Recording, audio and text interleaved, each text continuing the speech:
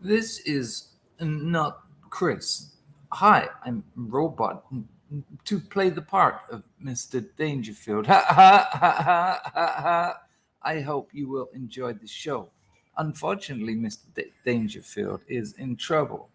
He got in trouble with the monkeys. It's not.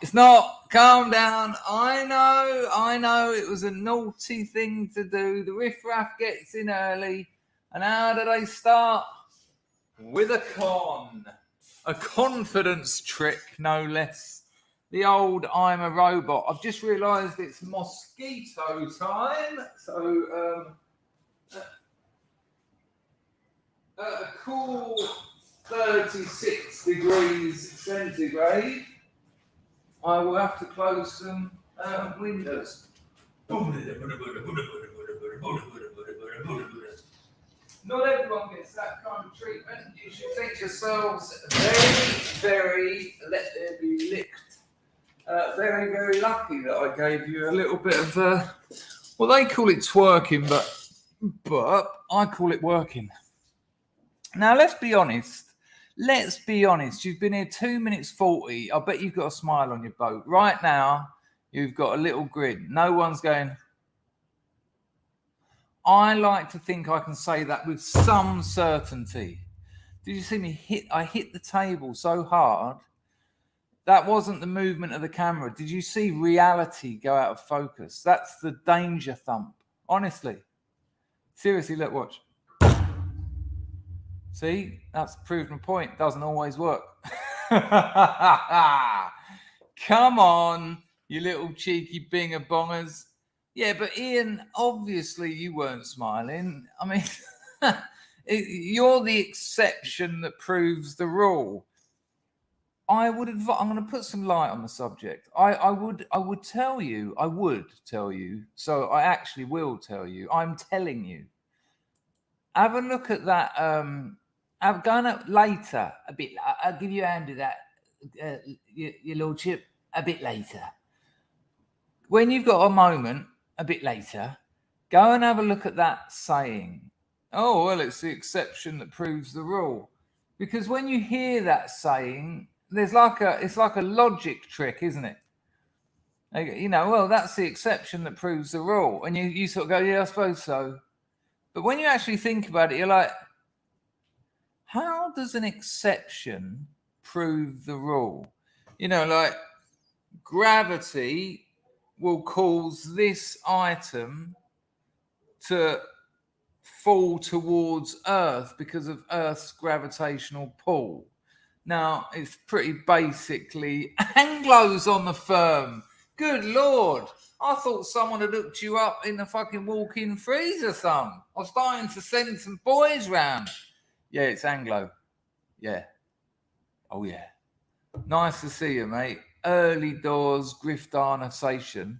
Nice one. He says, hello, Chris. Been a while, mucker. I spat then. That's because I'm excited. It's because I'm a spitter.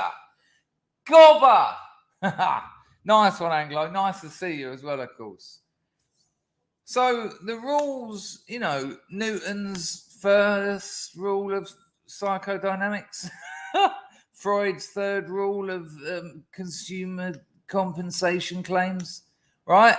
Now, one day I do it and it goes,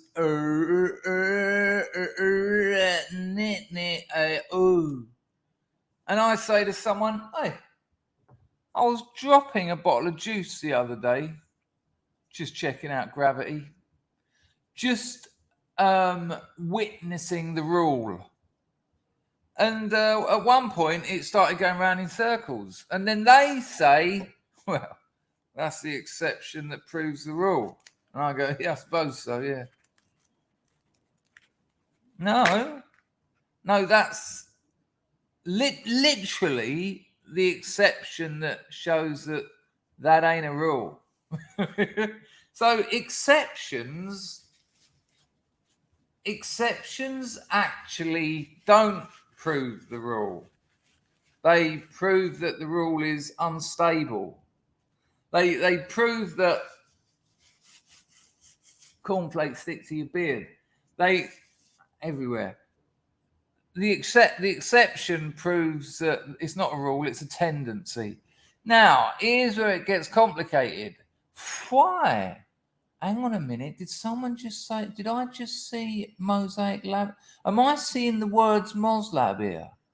Oh, Michten Grochten. I sent you emails. I sent you a picture of you with your snowplow in a future photo. What did I hear? Did I hear anything back? Are you all right, Moslab? I know you have a busy life, but I've never known you to go so far off the radar and for so long. Well, it's lovely to see you, though, whatever the reason were, it's an absolute pleasure. Anglo, thank you for that donation. Yocks aside. Grego says that this is the argument the non-binary brigade likes to invoke. Ooh. Kill the fitted calf. Another option. That's what I thought. I called it. I know you, Mosaic Labrador. Moslab. Does the missus occasionally call you Moslab? Just occasionally. I said to people, he's been a while. He's never usually gone this long. I said, but he has got a very big family there. There's about 14 of you in total, and they're 13. And lots of land and lots of guns. But I said he's probably just busy. And it would appear he is. Now, nice to see you, Mosaic Labrador. So today, bomb. Hello, Mouse Cat. Nice to see you. Hello, John. All right, Ralph. Mr. Craig. Mr. Tej. Now, here's where it gets boring. Or should I say more boring? I think I need some light bulbs. They're not doing anything. They're just telling me that we need new light bulbs. Hello, Zeitgeist. Nice to see you. Moslab said, never. I get called stop touching me. It's a fair thing for her to say, though, because judging by history, that's going to be another mouth to feed. I mean, there's some, I can't think of the word. You know what I'm saying. Hello, Jeff. Nice to see you. Hello, Honey Monster. Anyway, let me just finish this. Hello, Lulu, my love. Hello, Steve. Let me just wrap this up. Here's why. Because in the saying, the exception that proves the rule, they're using a different definition of the word exception. I mean, what an opening to a stream. People say to me, I can't work out why your channel's not bigger. And I sit there and I think, I'll open up today with the little story about the exception that proves the rule. and then I get my answer. So there you go. That's that all wrapped up nicely. Hello, Mr. Palmer. Nice to see you. We're all a splinker in a way. John Palmer says that all husbands are called that after the first year. Don't say that, John. I don't want that to be the case. Hello, Packer.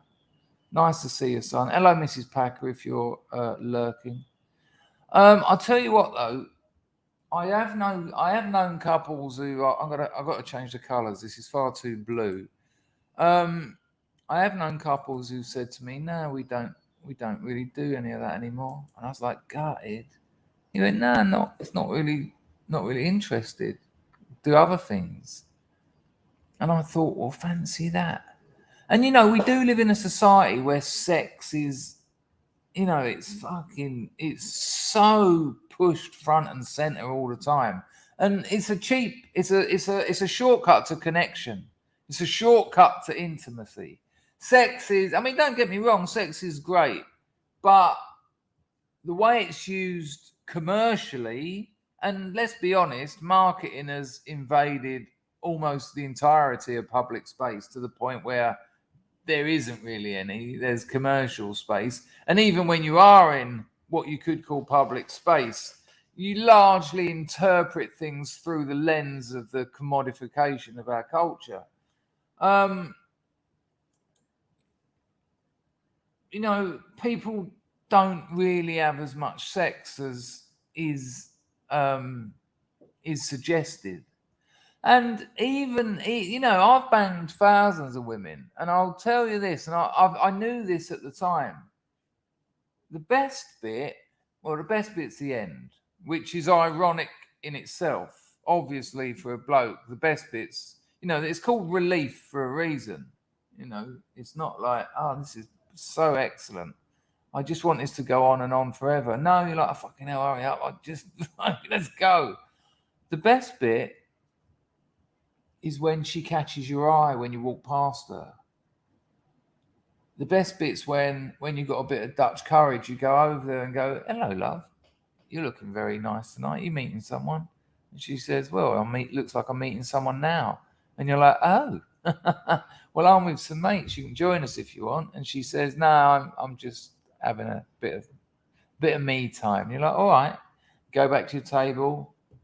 And she starts looking at you. And then she gets out a notepad or something. And then half hour later, before she goes, she comes over and says, are you on WhatsApp or something? And you go, yeah.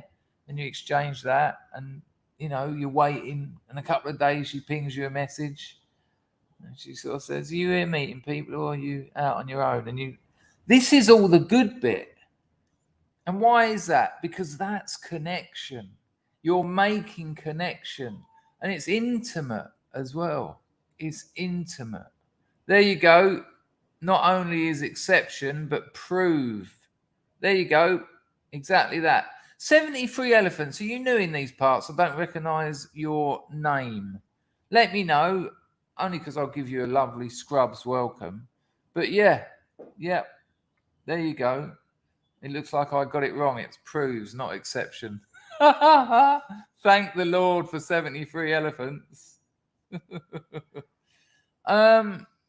Exactly, John. There you go. I wasn't going to go down that way. John says it's that which porn has ripped away from our men. Yep. Now, all of that is connection. That's intimate. And you know, people are like, what, intimate? So she's a complete stranger. That's what makes it intimate.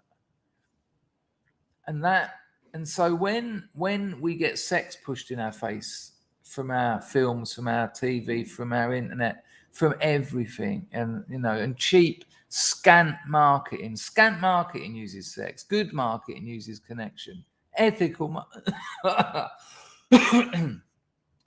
marketing tries to sell you a product that's going to help you out. Hello, Sally.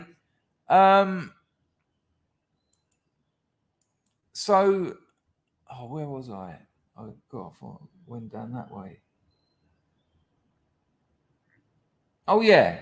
So when I hear people like who've been a couple for 20 odd years and they say, well, maybe we'll have a couple of months or something, I'm like, fuck that, man. I'm like, fuck that. No way would I want to be like that. But that's not because that's a choice. They're enjoying their lives. Who am I to say, oh no, that's not right. That can't be right. You know, it's a weird one. And, you know, I really feel for the younger generation who, good Lord, you know, we won't go down that road, but hello, Eunice. Nice to see you. Colt Python says, imagine a cross between Lucy Pinder and Nigella Lawson. Nigella is, in a way, Nigella is Pinder when she's older already, isn't she? I think I'd take Pinder over Lawson, though.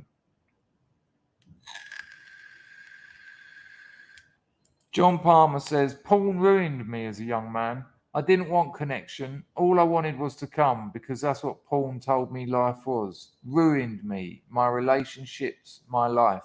Yeah, but John, it's amazing that you say that. I think a lot of people can identify with that. I certainly can. But you actually did want connection because as humans, as social creatures, we do. But you'd been told unconsciously that that's where you get it from. That's what, you know, what a con, you know, what a, you know, they stole from you something that your mental health, and I don't mean that in a fucking psychiatric DSM kind of way, but the health of your emotional life. What a thing they've stolen from that, because you need it. You need intimacy and you need connection. And they tapped into your lizard brain, the remnants of your lizard brain, and they tapped into something really basic. And what actually on the menu it says connection and intimacy, but what's served up is distance and guilt and shame. It's, you know, what how dreadful. And this is why I think a lot of couples split up. It's not because they don't love each other. And by the way, this isn't why me and my missus split up. This is just a bad timing to talk about this. But a lot of couples split up because they get that sense of connection and intimacy from a stranger or from someone who they're not sleeping with. Not that they don't get it with their missus, but as we become more atomized as people, as we become more on our screens or our phones or our computers or whatever, and no communities and no national kind of consciousness, we desire more connection. You know, it was only up until about 100 years ago we'd live with extended families. You know, often I hear nationalists talk about, you know, 50s America, how it was perfect, you know, the wife making cakes and the husband hard working, building the white picket fence and a couple of kids. No, that's already fucked, because extended families is where it's at. Where the kids aren't brought up by one mother, one father. The kids are brought up by mother, father, grandparent, grandmother, grandfather, grandmother, grandfather on the other side, aunties, uncles, cousins, nieces, and nephews, not necessarily all in the same house, but not too far away. I'm talking 2-3 houses max. A community built up of big families. And when you strip that away from people, when you bring them down to the ironically named nuclear family, I mean, let's hope that history doesn't laugh at that like God does when men play dice. You're gonna have a need for that connection. You're gonna have a need for that intimacy. You're gonna have a need for that social space in your life, that social engagement. Sorry, not space. That social engagement that's gone, and you'll get that through strangers, and you'll get that shortcuts to it through meaningless sex. And the problem is, of course, the meaningless sex is exactly that. And that shortcut you take is going to cost you in terms of your relationship, but it's also going to cost you in terms of that the endless, unanswerable, but regularly requested, who am I? You know, who am I? What kind of person am I? You know, it's a confidence trick. You know, I as a marketeer, I always roll my eyes when someone says sex sells. You know, sex doesn't sell. It does. It sells sex. Sex sells sex. Largely masturbation as well, which is always interesting, because sex is actually a thing you do with someone else. And so not only are you failing to get the connection and intimacy that the signifiers suggest you're going to get, not only do you fail to get them, but you manage to make something that involves two people a singular affair. What you know, the level of con, you know, this could be the greatest con humanity has ever witnessed. Actually, when Walter Benjamin wrote Art in the Age of Mechanical Reproduction, I think there might be an essay I should write, Sex in the Age of Digital Reproduction, because I'm suddenly feeling like it might be the greatest con of the 20th century. Well, see, it's not that I've got a lot of free time. Quadrex is on the phone. What a lovely thing. Hello, a poo jar. Let me just clear up a poo jar for people who don't know what that is. I mean, there's a lot of local memes around here that you'll pick up occasionally. Years ago, there was a program on UK TV for kids called Rod Hull's Pink Windmill Show. And there was a bit of it where there was this old witch called Grot Bags, and she was this big, fat, old green-haired witch who had a friend who was a crocodile, like just a bloke in a crocodile outfit, obviously, not like a real crocodile on a lead. This wasn't Miami Vice. And there'd be like these little, it was like a little game show for kids. So a couple of kids would come on, they'd have to answer questions, you know, run through some sort of, you know, what they call it, splodge or something, and win prizes. And this dear little Indian kid come on, girl, she must have been about 7 or 8, and Grot Bags went, right, okay, our first contestant, what's your name, darling? And this little Indian girl went, Apuja. And on television, not live, it wasn't live, so they recorded it and put this out. They were different times. She went, Apuja. And the woman went, Grot Bags went, Apuja? Apuja? What kind of name is that? So that's why occasionally you'll see Apuja on the firm. No name, no avatar says Sting says go tantric. Sulfate really makes you go tantric. Another shortcut. John says, agreed, Dangerfield. My missus saved me. Most beautiful and loving woman I ever known. Yeah, I had to go through years of rewiring my sexuality. You know, I had, I know people who divorced their partners because they couldn't enjoy sex without porn, and that's a real problem. You know, you can get away with it in your 20s and 30s because you've got enough sort of hormones and enough fucking I need a fuck. But when you get up late 30s, 40s, things start happening. Steve said, I fell for the hedonism scam. Yeah, I think we all did. I mean, anyone who grew up in the 80s, that's a great call, the hedonism scam.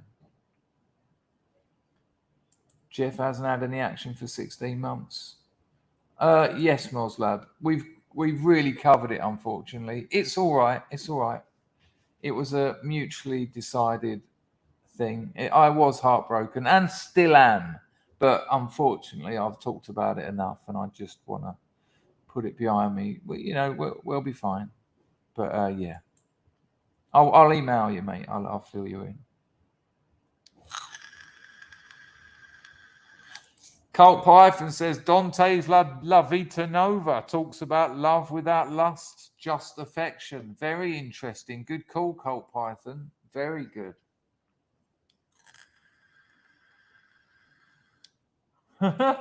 Moslab says, Moslab, compassionate and caring as always, says 16 months isn't a dry spell, Jeff. That's a biblical drought. Yeah, let's have an M in the chat for Moslab. Although I get the feeling they'll be doing the off-ski in a minute. Understandable. The geezer's made a life. He's a busy boy. Hundreds of kids grabbing hold of him, grabbing his legs as he gets home. Oh, it must be lovely, you lucky fucker. Not lucky. Put the effort in. Oh, my days. Steady on. Hello, Ash. Nice to see you. Did I say hello, Ralph? Hello, Linda, my dear. Oh, no, it wasn't you I wanted to say. Hello, Nick. Good to see you. Dual citizen is on the firm.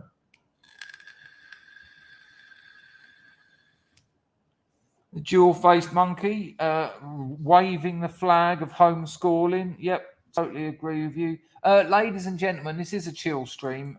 It won't be clips and memes, and it'll be about an hour and a half max. I've got work to do, but I thought I'll do a stream later with clips and memes.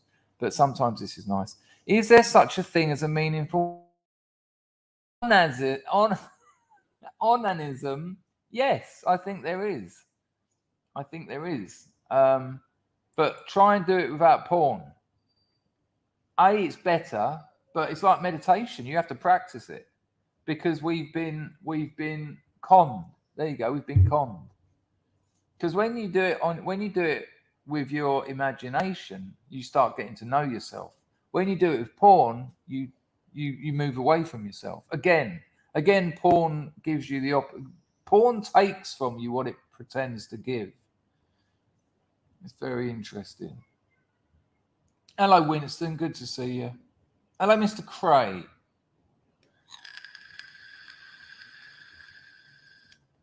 Dog Backwards says protein in the age of sandwich. He spells sandwich in a peculiar way, but I like it.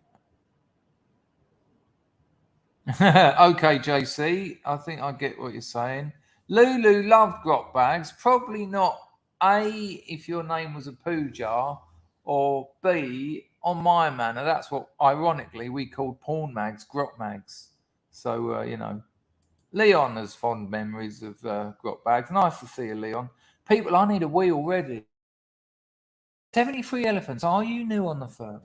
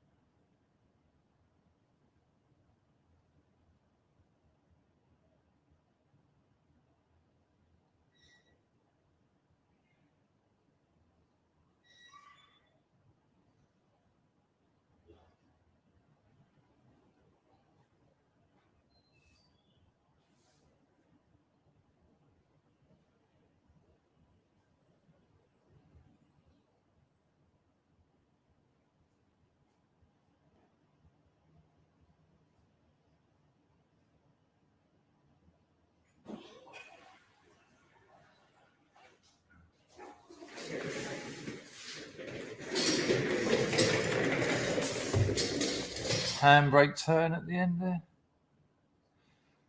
Hello, Grego. Good to see you, son. Hello, Daffy. There's somebody at the door. I hated it. It wasn't for me at all. Grot bags flew on an upright hoover instead of a broomstick. That's vacuum cleaner for the Americans. Hello, Hooper. Good to see you, son. Hello, Lee. All right, where's number 73? Why isn't he telling me what I need to know? Hello, Sal. Talking to your youngest today, I was, Sally. Moslab's digging a well for his new house. Look at that. That's a man amongst nature, isn't it?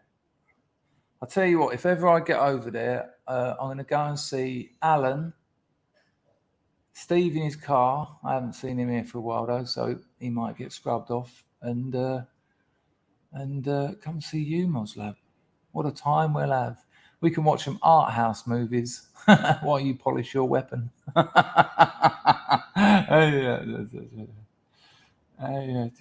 Where's 73?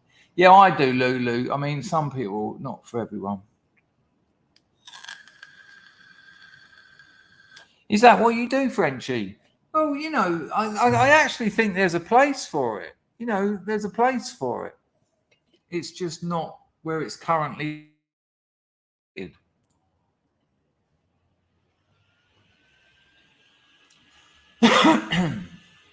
And also, no, you know, you have to survive in the environment you find yourself. Sorry, the water went down the wrong hole. Well, it's hard to explain. It's very hard. And I went through it. It just, I'll email you, Moslab. That nothing happened. No, there was no event that caused it. I'll email you. Thank you, Winston. Oh, I haven't done it, Howard. I haven't done that. Hello, Mr. Natras. Davros goes for a wee. Let me get the grift on. Oh, and some other slight good news. So for about 2 years, some of the software I use for work, every time I try and open it, it says your Chrome browser is not you know, it's not the newest version that's required for this software. But then there's an option to click a button that says open it on with this browser anyway. And I always do that. But today I dug deep, and it turns out my Google Chrome hasn't updated for about 18 months. So I've updated my Google Chrome. So it's very exciting stuff. But I've already noticed loads of things that I used to have to deal with working like a dream. So the old 9-year machine, it continues to be a dream machine. Yes. Right, hang on. Got that. Let me just pin that. Shut up, you. I'll tell you one thing though, Moslab. What? How did you get a Vart then? I just don't understand. Oh, because I've opened it. Opener. Right. Pinner.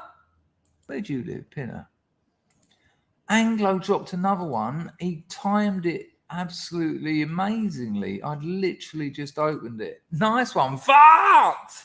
Thank you, Anglo. Aprashakuka. Nice to see you back as well. You know, YouTube viewers are transient. And, you know, you can sometimes just say one thing and someone's like, no, I'm done with this.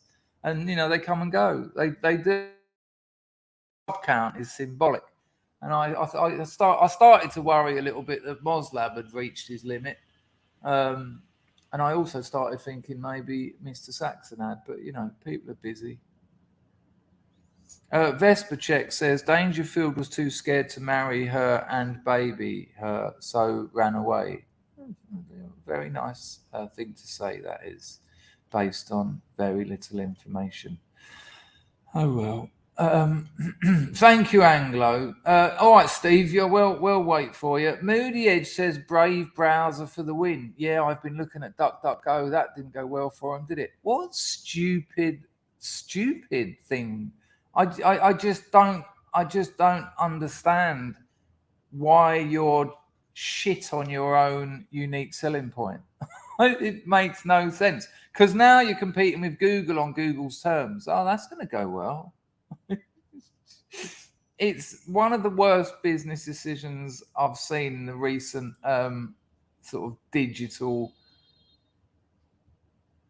scene. John Palmer's all about Firefox.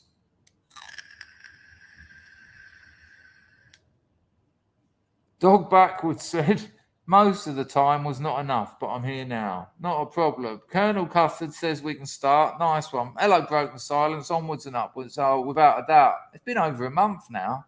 That's how long Moslab's been away. Nearly every stream someone asks about him. John Francis says everything is compromised. I think, well, you're absolutely right, John. That is the that is the threat of culture. You know, that's why I'm so interested in culture. You know, you can look at economies, you can look at wars. You know, they all have their important part in the overall kind of, you know, that they are all aspects. But culture is, you know, that's where the real power is. That's where the real power is, and culture is, you know, it's almost like the air our thoughts breathe. Yeah, don't quote me on that, but it's kind of true. Oh God, hello Pags. He says duck, duck, duck, duck. He didn't say that. He said duck, duck, go have been infected by guilt. Right, that reminds me of something I want to show you. Have a look at this. I've got a couple of things actually. Hang on, check this out. I got this from Jack London. It's just interesting. This is a Cambodian girl during the Khmer Rouge. Look at that. I mean, what is she? 11? She's not even 9. You're not even 9. Look at that though. Look, she's got an automatic weapon slung over her shoulder. You know, all those rounds. That she's not dressing up. What? It's not fancy dress. That's to kill people. She's got an American helmet on. I imagine she stole that from a cadaver. Nice one, Jambo. £3 Wednesday £3. Nice one. And when I first came here, which is about 15 years ago, hello, Brian. Always nice to have a day off, isn't it, son? Nice one. Paul says that limiting updating software as much as possible will make your PC last longer. Well, that's probably why this one's managed 9 years, because I never do it, as I've just explained. Hello, King Corona. Going to have a shower. Get ready for the last day of treatment for another 3 weeks. You're going to have to fill me in on that, King Corona. Grego says the image of the Khmer Rouge kid suffocating dissidents with plastic bags in the killing fields is still powerful. It is, but I do feel that the whole, I've got to be careful, obviously, but I do feel like the whole Rouge thing hasn't been investigated culturally by filmmakers anywhere near what it deserves. These people went through hell. These people, it was hell. I've been to the Ton Seng Torture Museum, and you come out of there a different person to the one who went in. And if you didn't, you're already fucked. I mean, it's, you know, that's communism. Heartbreaking. And when I first came here, you know, you're only looking at 10, 15 years since that happened. And it was the country that I'd come to that had been the nearest to war. Do you know what I mean? That I've been to many places, but they didn't have a war in the back garden. You know, I didn't come to a place where you can still see bullet marks over walls and things. And that trauma is among the people. Now it's slowly changing because there's a new generation and there's a generation of hope. And they are very much of the entrepreneurial spirit here, thankfully, because they have no welfare. And as I've told you many times, they've tipped Cambodia's to be the next Asian success story. But that photo, what an image. What a terrible image. Now, I've got something else to show you, which is quite different. Quite different. Let's just see if I can sort out the audio. It's a bit small, but you'll get the idea. Can you just let me know if you can hear it? Hang on. Is considered a... Did you hear him say is considered a... Moslab says, I missed you guys. Kids are getting older and every one of them has sports or band or this and that on top of building my own home and running a business. Not enough time in the day. Wonderful, though. Absolutely wonderful. But yeah, nice to get a little break occasionally, I'm sure. Nice to see you, Moslab. Check out the email I sent you. There's a photo, make you laugh. Right, let me just find out if you could hear him. Hello, Snoopy. Nice to see you. Where's he gone? Hello, mate. Good to see you. Hello, Crow. Hello, Paul. Nice to see you, mate. Hello, RMF. You all right, son? Vata. Okay, nice one, dual citizen. Sorry, dual citizen. I'm calling you dual citizen, but there's JC on the firm. Right, check this out. It's quite an amusing little... it's not at Mike and Grego. I'm on those. I'll deal with them in a minute. Thank you. Check this out. Right, here we go. I'll have to mute myself. A Boise, Idaho woman is considered a medical miracle. Laura Esterman was struck by lightning nearly a month ago, and she was considered officially dead. Thankfully, CPR from her mom revived her heart, but she laid in a coma for 2 weeks, and then she defied all odds and woke up.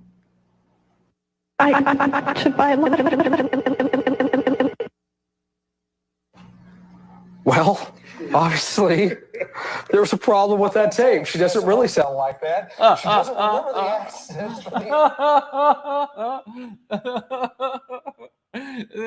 It's amazing. Yeah, exactly, Quadrex. Exactly. That's what's amazing about it. I mean, you could not have a more humorous, technical kind of fault.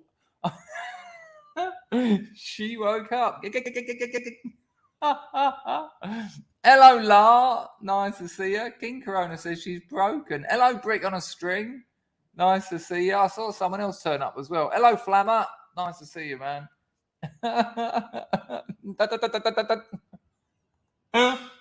tickled me.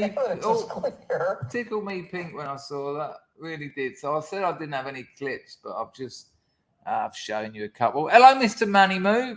She turned into a robot. Don't get struck by NPC mode enabled. It's a good one, isn't it? Right. Hello, Andrew. Right, Andrew. Yesterday, you asked me for the clip of the woman trying to spread the Ukrainian, we're going to win this war nonsense. And I said I had it, and I'll email it to you. Did you say to me that you'd found it? Because I got an email from you, and then I thought, hang on, am I meant to be sending in that clip? But I thought you said that you'd found it. So let me know, just so that I know whether you need me to send it to you. Hello, my boy Tom. You all right, son? You've missed nothing. it's just a chill stream, son. Right, let me thank these fine gentlemen. So you know these not gonzo movies I'm doing, and I've added a new edge to them where I want to watch films that I know nothing about, so that the reviewers, so I don't know the genre, nothing about it. That was what Out of the Blue was. I knew nothing about that. My friend Lindsay just said, mate, do a review of this. So I thought, all right then. Someone in the comments told me to get a film. I can't remember what it's called. It's called something like Kookadee. Hang on, let me find it and I'll tell you. Some of you might have seen it. If you have seen it, don't tell me anything about it, because obviously that will sort of go against what I'm saying. But I'd like to tell you what the movie is, because I've got it and I'm going to do a review of it. I'm going to do a not gonzo. Right, hang on. Where is it? Coco D, Coco Da. A bloke called Brutal Earl told me to check out Coco D, Coco Da. So I've got that movie and I'll be reviewing that. And I know nothing about it. Ralph says, Our Friends Electric. What a tune, though. Colt Python said, I thought being struck by lightning gave you powers. Yeah, well, there you go, you see. You just can't communicate them very well. Mike Honk dropped £3 in and he went, choose, did it again. Cough war, media, suppression, immigration. Take your pick. Nice one, Mike. That reminds me, I have got another photo to show you. Grego says, I've more or less accepted the passing of LSDJ, but would you consider introducing Island Boy DJ? Right. Island Boy DJ is going to lose me more viewers than LSDJ, but Grego, I will do the very rare but occasional LSDJ. I will. I just will. I will put a warning out towards the end of the stream. I'll say I'm now going to be doing LSDJ for 5 minutes if you wish to come back afterwards. So you don't have to accept the passing of LSDJ. It's lingering. Colonel Custard said she needs to turn the dial down on her vibrator. Come on. Hello, Tristan. He's on the firm. He's on the firm. Tristan's on the firm. He's on the firm. Nice to know, Tristan. I hope you're all right, son. Willow says, cuckoo, cuckoo. Anyone seen that movie that I just mentioned? Vesper Check says, watch Mysterious Skin. All right, well, not easy on too many recommendations because they'll all blur. I've got that Cuckoo Kadoo. Lindsay sent me another one, but I'll keep an eye out for this. Remind me in a couple of weeks, Vesper Check. Colonel Custard loves it. It separates the room, though, doesn't it? It's a room divider. John Francis says, all these people, Mike and Grego, thanks for those donations as well. All these people expecting beautiful Ukrainian women into their spur. I said beautiful and John said beautiful. Apologiaco. All these people expecting beautiful Ukrainian women in their spare rooms are in for a shock. They will be dinghy divers. Apparently 1,000 came yesterday to the UK.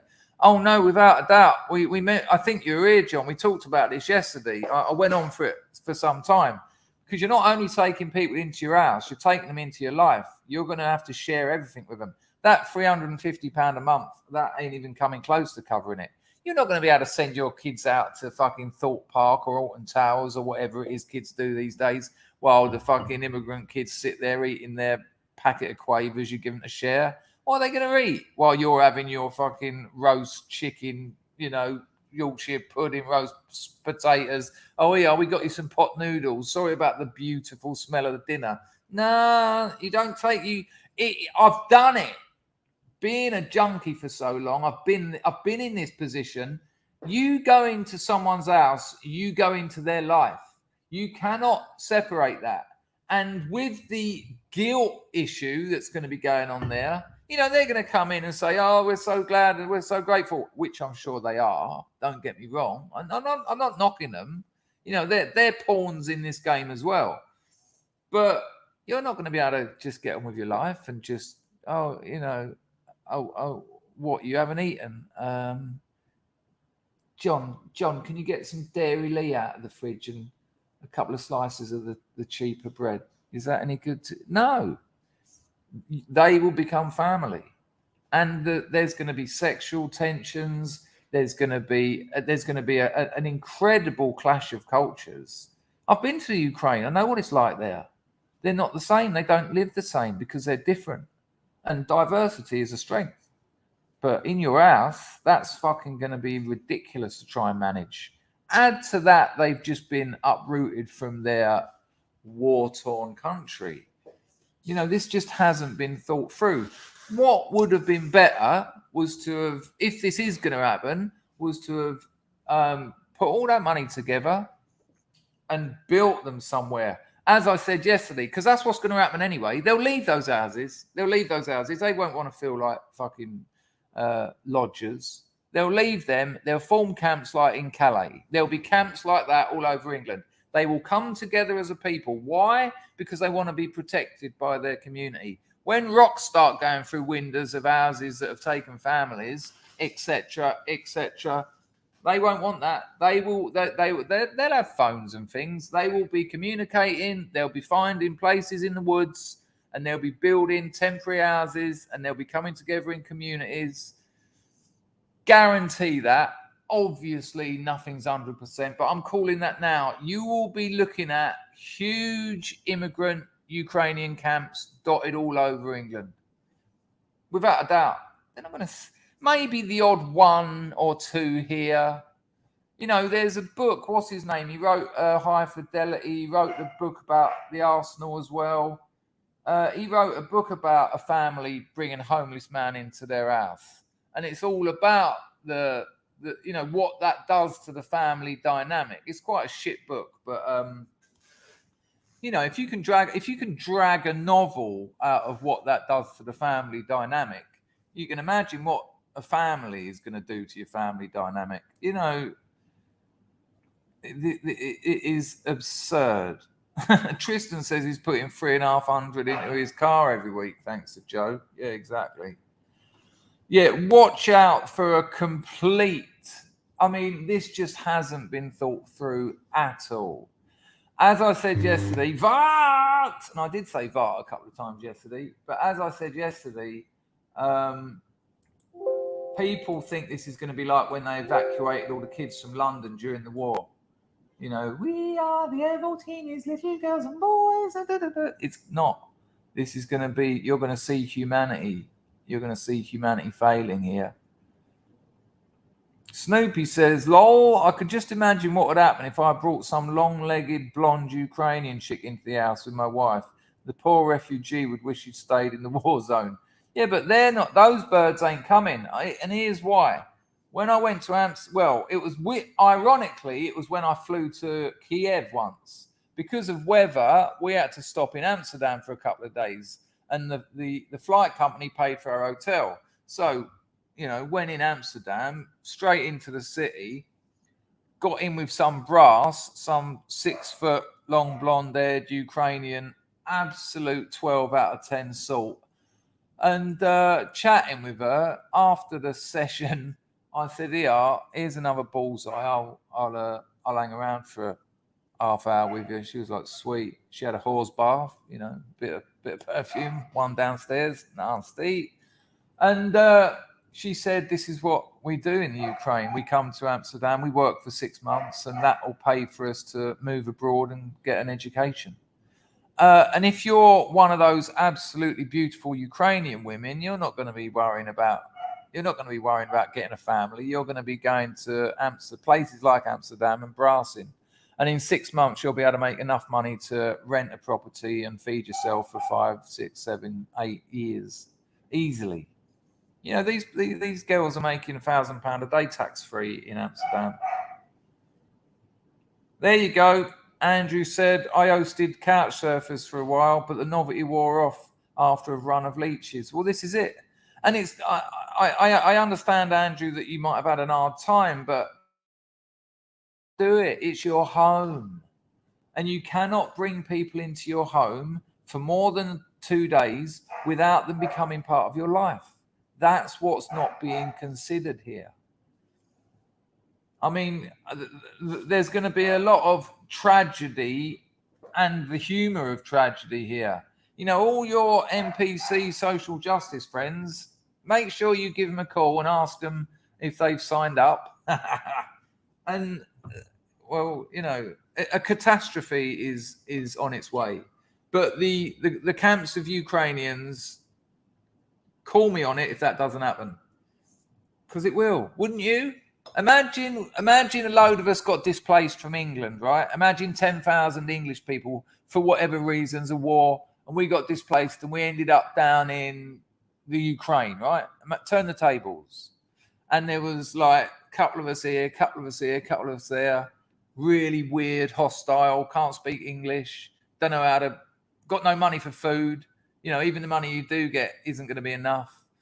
You're living with a family, there's weird dynamics, because there will be, because you're going to dramatically change their life. They're going to get virtue signaling remorse without a doubt, because their life is now changed, everything they've worked for. The old man will probably be working his ass off because he doesn't want to be at home. The kids will be out all the time because they don't want to be at home, because they're scared of they're scared of Igor, who keeps looking at the daughter for too long. And so they're going to start ringing around and saying, how's it working out at your place? If we were in the Ukraine, I'd ring up fucking Steve Cray and say, what's it like where you are? And he goes, it's awkward. It's really awkward, to be honest. We tend to, all four of us tend to stay in this one room. We don't go out. You know, it's weird. And then other people will be saying that, and it'll be like, look, I found this bit of land. I found a bit of land. And there's plenty of, you know, we all chip in and get some tarps. We can build a little camp there. Should we do that? And everyone will be like, yeah. And you go, see if you can get 20 more families up for it. Bosh, bosh, bosh, bosh, bosh. Little pilgrimage set up. Knowing the English government aren't going to stop them. The English government aren't going to go in and go, you can't do this. They'll pretend to.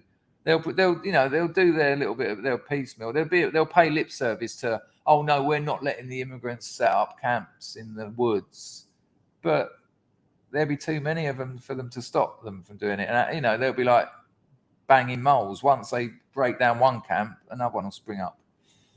That will happen because we'd do it. Because you can you think of a time when you need your community more than when you're living in the back room of some fucking Guardian reading family in fucking Surbiton?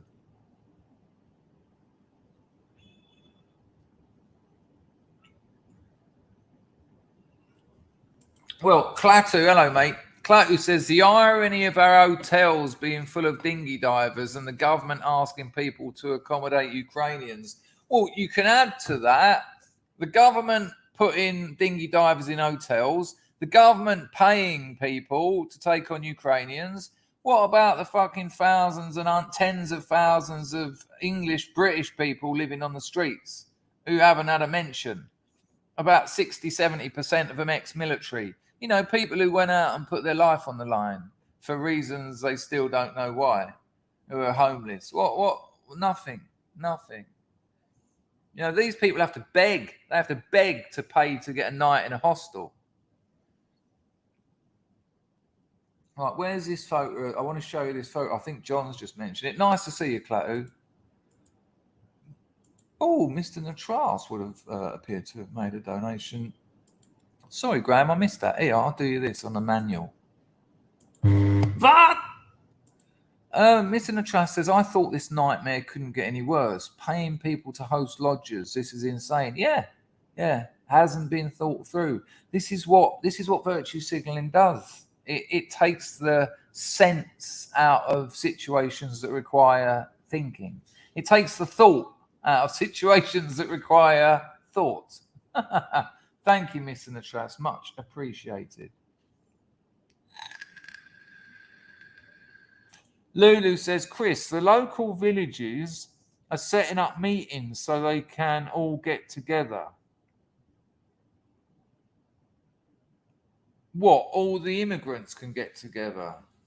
Well, that village hall will probably be where they stay then. It won't be moving out of there. Lee wants to know if they'll get the jibber jabber. Well, that'll be interesting, won't it? That'll be very interesting. Right, now you're here, you've got to have free shots each and your kids. Why? Oh, you have to. Nah. It'll be like Apocalypse Now. The fucking boss will chop all the kids' right arms off afterwards. What a ridiculous mess. There you go. Willow said, we had a Romanian camp in the woods near me and the crime was unbelievable in our village. And not because they're thieving bastards, but because what else are they going to do? We'd do that. We'd do that. And, I'd like to think we'd all walk around looking nice in press shirts, perchance a farthing, darling, for a dance. No, you'll be like, we're fucking starving here. We're dying here. Our children are dying. Go and get something. It's just humans. Hello, Cat Squatch. Nice to see you, mate. Hope you're all right. Did you get what I sent you? Did you get, after our little chat, did you have a look at it? Very positive. I think you'll find it will give you some positivity around that, the first issue, keeping it on the QT, obviously.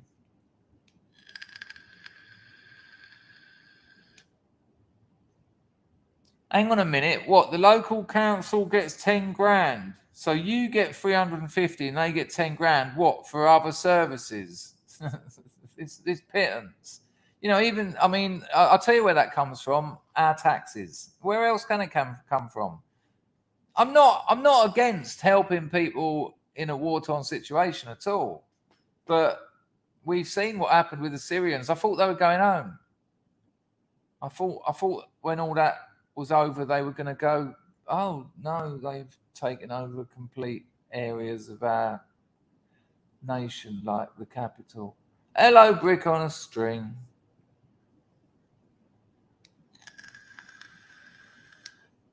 I mean, £10,000 to what? That's probably going to be what, for like medical provisions things. Come on, it's one fun-size Mars bar each a week. Come on. No, don't take more. No, stop it. Just sit back and watch it. The Last of Us says they won't cross water to live in an Islamic nation. Well, they ain't going to stay in France and do the same then, are they? Dog Backwards says that AIU owes him one. I'll pass it on. It's absurd. The whole thing is absolutely absurd. Sorry about picking my nose there. LOIR, the camps will be filled with English families because the Slavs kicked them out of their homes. I wouldn't say that will happen on the regs, but it will happen a few times. The camps won't be filled with them. The families will go and move in with relatives. But for sure, people will go, no, we ain't going. Nope. And then, because it's England, which is an administrational, bureaucratic fucking nightmare, well, unfortunately, when you signed the forms, hang on, but the forms were just to say we were going to do something nice. Yeah, but part of that was, hang on, what? What, you're going to now get a lawyer No, you're by law, you're not allowed to make people homeless. Yeah, but they're smashing the place up. They've stolen all the fucking fittings and they're selling them. Like they're down the market every Saturday selling all our stuff. Yeah, but you're not allowed to make people homeless by law. Yeah, but they're ruining our life. Well, you should have read the contract. Yeah, but I was trying to help. Well,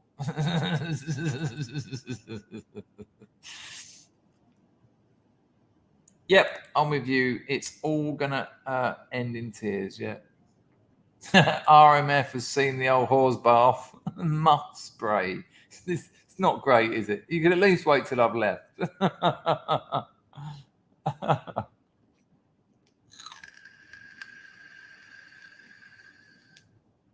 Oh, so they're offering out their businesses to the Ukrainian families. They won't be leaving. They won't be going anywhere.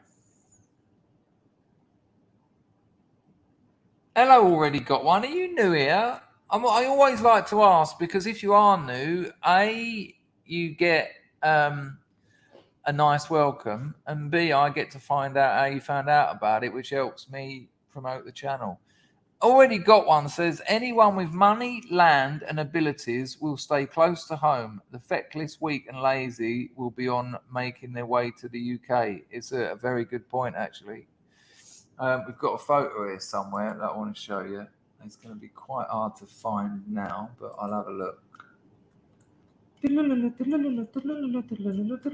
we go. There you go. From John Palmer, of all people. So, I mean, look, this isn't me. I've got nothing against the Ukrainian people. I had a great time when I went there. I went to Lugansk, which is where it's kicking off, where it was, on the border of Russia and Ukraine. And I went to Kiev. But when you talk about difference and when you talk about culture, there you go. Actually, let me make that a bit bigger. I can pop that in here. Let's stop that a minute.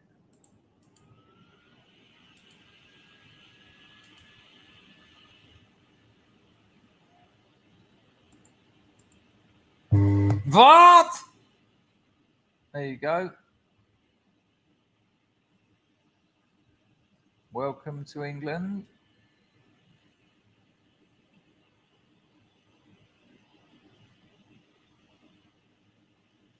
I can't remember. Can anyone remember Morgoth's Law? Can anyone remember Morgoth's Law? It is absolute genius. If someone can remember it, it will be Machano Kaprashututu. There you go, Snoopy. Likewise, I mean, because I was a junkie for so long, there's a lot of that. Oh no, you can stay in our spare room, or no, you can do this, and then it's like, they don't leave you alone. I've had it the other way round. I've been a guest. Me and Gail, this couple, they had a kid. They were junkies, and we were homeless. And they said, "We've got a massive house. We've got a spare room. You can come and stay with us." And we were like, "Oh, thank God," because we were like fucked. So we've gone into their house. They've got a room. I remember Gail, bless her, tried to make it nice, put some pictures up, tidied it up a bit. First night, 6 o'clock, dong, dong, dong. Come in. It was the bloke whose house it was. I can't remember his name. Boggy or something. Biggie. What was his name? Gail, I remember. Anyway, he just came in, sat down. We were like, all right. And he was a real slow bloke as well. He was like, yeah, what you been doing today?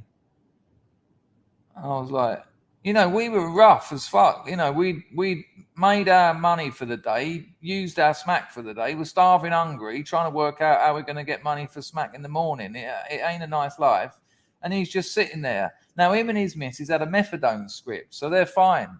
Me and Gail terrified. How am I going to find 20 quid now in Paynton at like 11 o'clock, like 7 o'clock in the evening? And he was just Wiggy. That was it. His name was Wiggy. His missus was called Anna. They asked us to be fucking godparents to their kid. Yeah, so okay, but we've known you a week. And he just sat there. Just sat there going, yeah, shit laugh this one, innit? And then, of course, wake up in the morning, me and Gail rattling our spines loose. Wiggy and Anna got their big fucking half-litre bottle of Ficeptone methadone. Dug, dug, dug, dug, dug. And me and Gail are like, any chance? Do you know what I mean? If you can give us just like, if you can spare us 20 mil out of that 1,000 mil you got there, when we get our gyro, I'll buy you a couple of bags. And he was like, yeah, you know, we have a rule that we don't give out that, you know, because of the baby. Oh, right, you know, fair enough. So we go back to our room. Knock, knock, knock. I'm thinking, wicked, he's changed his mind. Comes in, sits down, out of his nut on methadone. Me and Gail rattling. So, what are you doing today? I'm just like, fucking hell. I'll tell you what we done, and I'll be honest with you. This is what we done. We lasted about 4 days there, and on the 4th day, Gail said, "I'd rather just fucking live on the street." To be honest with you, Chris, I said, "This is fucking hideous, isn't it?" I went, "Yeah." So I said, "Should we just run off? Just fucking do the off?" And it was all right then. And just as we left, bless her, Gail went, "Hang on a minute." She's gone in and come out with their Ficeptone. Fucking wicked. Not nice, but it doesn't work. It doesn't work. This is the point I'm making. You cannot share a house without sharing a life. That's the bottom line. And you're dealing with a people who are very, very different. And again, if you've got money, if you've got a job, if you've got resources, if you've got happy children, the resent these people are going to have for you. I mean, the first few days, thank you, very spasibo, thank you so much. So lovely. And then the wife starts cleaning your bathroom. No, it's no problem. Yeah, and you're sort of like, yeah, I know, but it's my bathroom. It's part, okay. And then you come home and the geezer's like painting the fucking ceiling, and you're like, no, you don't need to. No problem. In Ukraine, job me here. It's not, and you're like, yeah, but now the place smells of fucking paint, and I wanted to do that myself, and you can't share a home without sharing your life, and that's why this ain't working.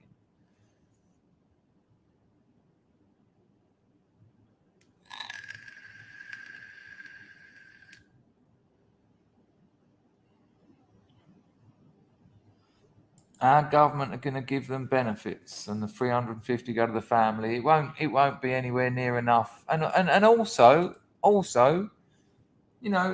again, open borders and welfare, economically impossible. The public services in England, they're not stretched to breaking point. They're broken. They don't work. You go to that A&E in Soho, right? I went to the A&E once with 2 hands, like my arms covered in claret. I tried to squeeze a lemon on the side of a pint glass. Yeah. And I had about 40 stitches in the end. I was in there for 5 hours before I got seen to. When Mumford overdosed on dark web treats, shall we say, he ended up in an A&E in somewhere in North London. There was a Bangladeshi family living in there. They had a tent. In the A&E. There's a family living in the A&E. You've got a limited pool of funds, and you've got an unlimited amount of people coming. That doesn't work. Hello, Aramas.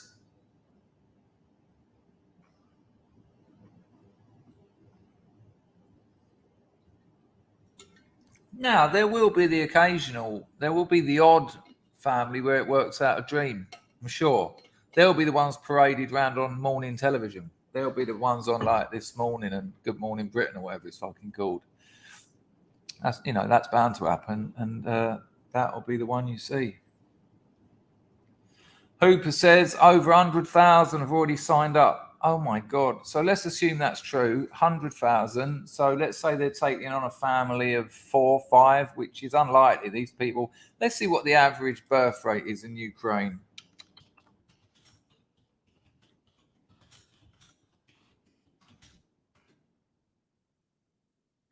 1.23, so not very good at all. So that's 4 of them. So that's 400,000 people already. That will divide up nicely into a few camps. Let's have a look.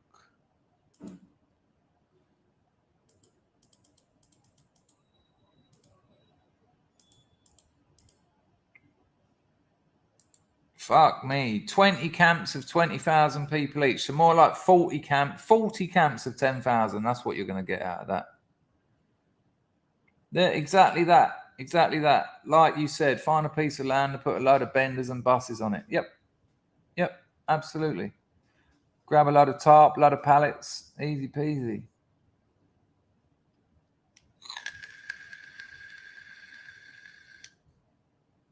That's very interesting, Snoopy. Snoopy said, Snoopy's American.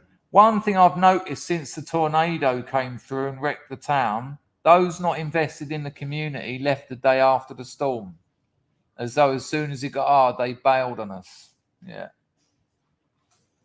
Hello, Livy.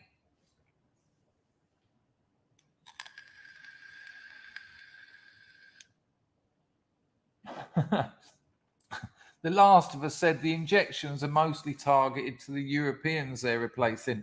What it's like in the US, people coming across the southern border they're not mandated. They were never mandated. Why? Oh, I see. Hello, Jim. Yep, without a doubt. Without a doubt. And this isn't, I love the Ukrainian people. I thought they were lovely people. This isn't about a group of people. This is about what happens when you mix them in very testing circumstances. And the people that are signing up to take these families on haven't got a Danny LaRue what they're taking on. They haven't even thought about it.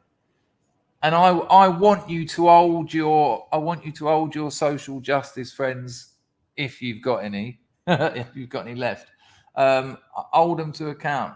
Get on that WhatsApp. I mean, you don't want to actually talk to them.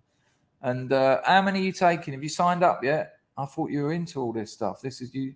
I mean, the amount of social justice people, when I've said to them that multiculturalism doesn't work, and it doesn't work for anyone. I mean, even very left of centre Will Self is on record. I watched it the other day. He said that it doesn't work. You know, I've heard so many of leftists, absolute leftards, say that the only reason multiculturalism isn't working is because there's too many white people and we need more multiculturalism. That's their answer to it. So they'll be the first people I'll say, well, you know, that solution you suggested to me, you can be part of that solution. Sign up, get your name down. Oh, you got a 9-month baby, have you? Yeah, no problem. I'm sure everything will be fine.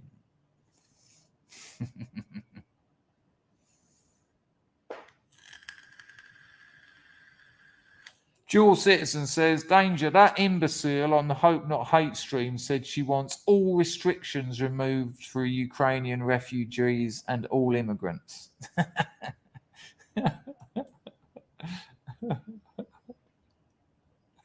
It's just absurd. And don't these people understand that society, the organizing of civilizations is something that needs to be done? You know, look at the Americans, look at the Constitution, look at the time it took, look at the work that went into that to form a society that works under law and order. And these days in the West, it's just, be all right. You know, no, be nice. Come on, be nice. Well, I'm sorry that being nice can cause so many problems. Sometimes you've got to be brutal.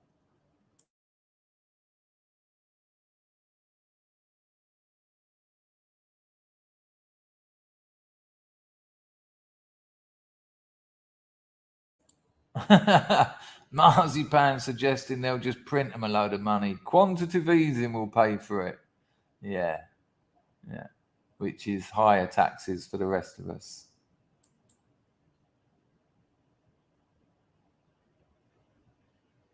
Yes, Tristan.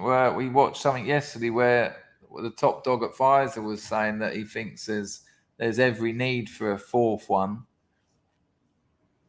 Not out here, there ain't. I wonder why. Maybe it's the weather. Maybe it's the weather.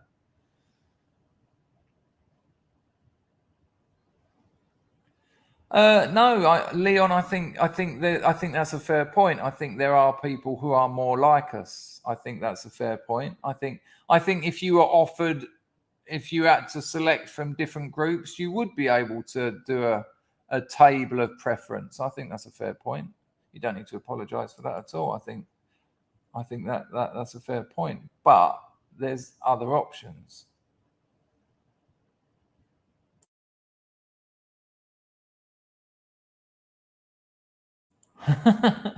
Missed I've said I was going to do an hour. I've already gone over. 150 people in here. Lovely. While you're all in here, all the regs are like, oh, here we go. I'm a writer. I've got a Substack. Substack is a writing platform. There's no censorship on there. None. Unless what you say is illegal or what you promote is illegal. But there's no advertising on there. They don't make their money from adverts. Now, my Substack has done very well. Very well. I've had tens of thousands of people read my stories.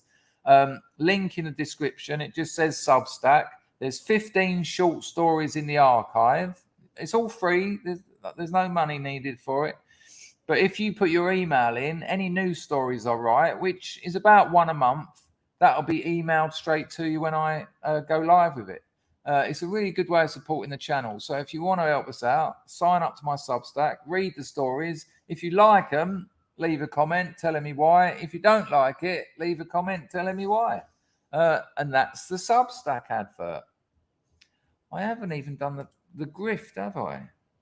Let me get the grift out of the way. It means I can close that one. I can close that one.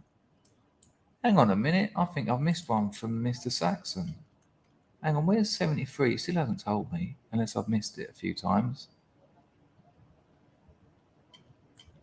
Where's Anglos?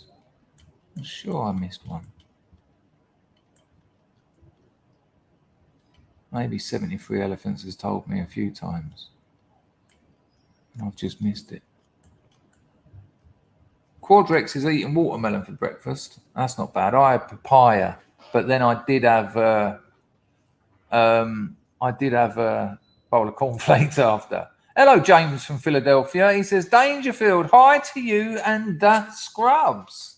Hi to you, James. Hope you're all right, mate. Vartan days. Hang on a minute.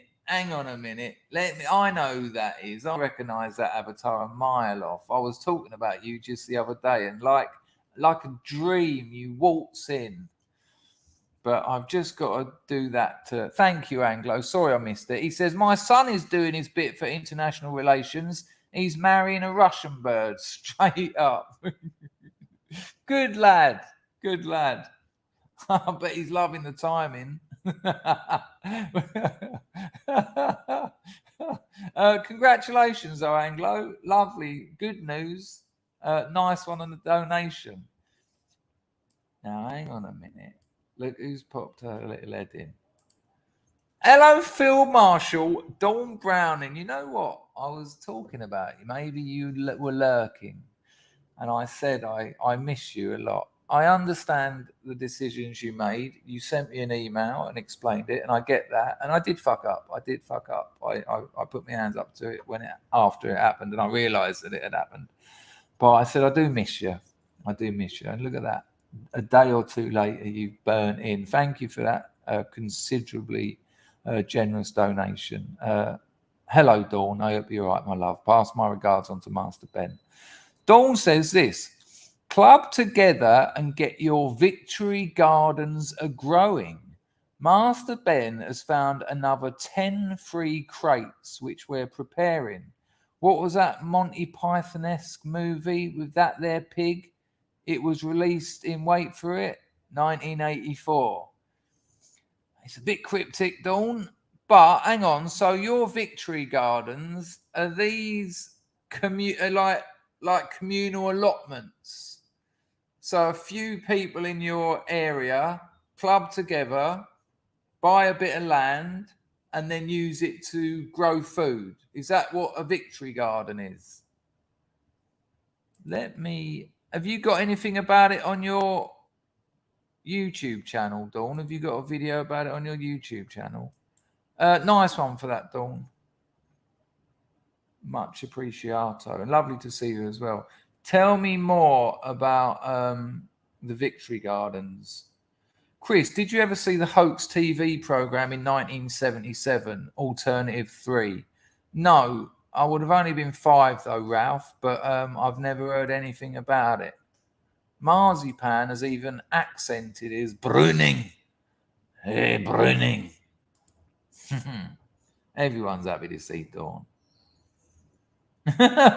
RMF says she's a spy, Anglo.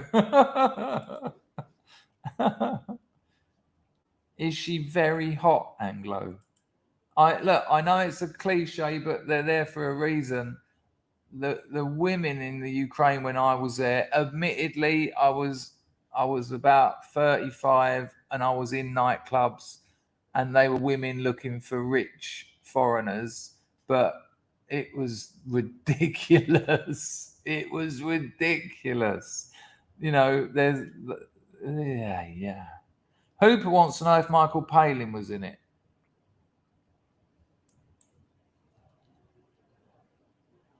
Ralph says the brain drain and life on Mars. I know life on Mars. I quite like life on Mars. And Anglo says yes, she's beautiful, amazing. Pag says Morgoth's Law short version. Yeah, but there's another bit to it regarding the coloration. He says something like Morgoth's Law is something like whatever war happens in the world, England will be the first to get fighting age brown men. Because that's the weird thing about it. Even though this is from the Ukraine, England will get the somewhat darker skinned ones, I'm sure. Moody Edge grows bonsai. Can't eat them though. Well, you wouldn't really want to eat them, would you? You're gonna, unless you're an anorexic. Mum, is that salad ready? No, you're looking at about 10 years. Marzipan says Prague was the best city he's ever been to for hot women.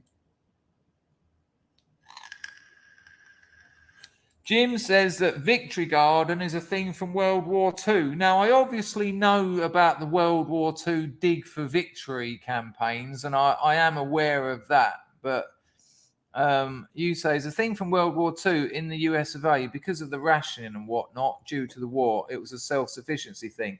Well, in the UK, it was Dig for Victory, and it was just like use your garden and grow food. I remember talking to my mother and father's best man, who was a German, and he was also a paediatrician, a very clever bloke.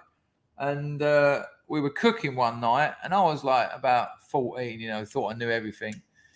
And he was peeling the potatoes, and he was really taking a lot of the skin off. And I said to him, I said, don't take all the peel off them. I said, that's where all the nutrition is. And he said, no. He said, that's a lie. He said, it's a lie that comes from the war. And I was all like, oh, don't mention the fucking war. Me and my brother, mum and dad used to panic when we were watching telly with the Germans. They were a lovely family. Rainer Schroll. But, you just don't want the war to come up because you don't know how to handle it. You don't, you're weird about it. And he said to me, that was just something that was made up in the war so that people didn't peel their potatoes because you're losing half of your potatoes.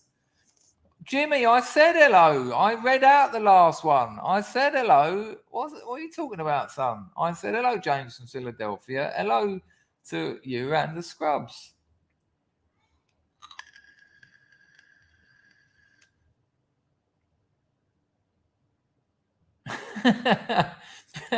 Brad says to Moody Edge, really? That's pretty awesome. Talk about a tiny pie. What? Hang on. So you do bonsais of plum, peach, cherry, apple, pear, and lime. Do they grow tiny little fruits? Please tell me this is a thing. Let's say and search. Let's say and search. Hang on. This is going to be the most LSD thing I've seen in a long while, if this is real. Right. Bonsai fruit trees. Please be real. Oh my God. Are you actually on this, Moody Edge? Oi, people, you wait. I'll get you a couple of pictures up on the screen. These are amazing. I'm Moody Edge. I'm so jealous. What's the climate out here like for this kind of schmutting? Schmutting. I suddenly realised it weren't cloves and thought, I don't think you're going to get away with schmutter. Oh, there's one here that's grown a normal-sized apple. I bet they were gutted. They fucked something up there. They've got this tiny... I am getting some pictures for you, people. But they grew this tiny little apple tree and it's grown a one normal-sized apple. These look amazing. Bonsai fruit trees, huh? Why has no one told me about this before? This is incredible. There's one growing mangoes. Fuck off. Don't fuck off. That would be... And there's an orange one here. Hang on, wait till you see this, people. Incredible bonsai fruit trees. Some of them are real failures, though. Some of them have, like, grown normal-sized. Oh, my God, there's a red currant one here. Right, prepare thyselves, people. I'm going to introduce you to the weird and wonderful world. Dawn, did I actually give you an actual sincere thank you for that donation? Because that was very kind. Right, people, have a look at this. Space Opera Mark's new to this as well. I've never heard of it. Absolutely. Hello, James. King Corona says, are the nutrients scaled to the size of the fruit? Yeah, I like Brad's comment about your tiny little fruit pie. You can serve it to your action men. Right, have a look at this and you're going to be blown away. Let me get one up on the screen nicely. This is a red currant bonsai. Look at that. Look at the little red currant bonsai tree. I bet that took about 15 years to grow. My gosh. Right, here, there's more. Have a look at this. Look at the little bonsai orange tree. Look at the oranges. Mum, can I have an orange? Yeah, sure, they are. Mum, can I have 50 oranges? Hello, dislike button. Oh, you don't need to apologise for not donating. No, it's a privilege to be able to stream. When people can and do donate, it's wonderful, but you don't need to apologise.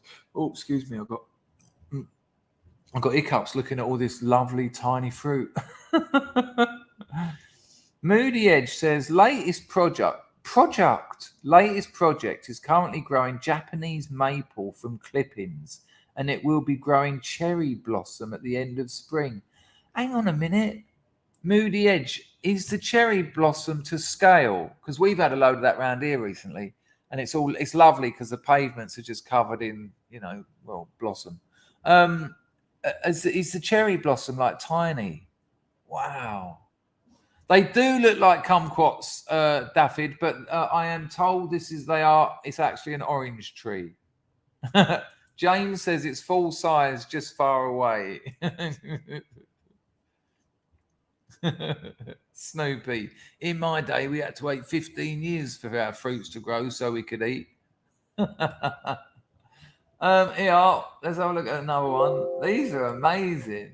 Look at this one. Look, are they raspberries?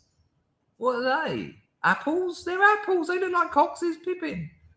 Hang on, they're on stalks. So I don't know what they are. I don't know what they are, but that is. I mean, Moody Edge. I'm guessing. Oh, sorry, people. I thought you had it on full screen.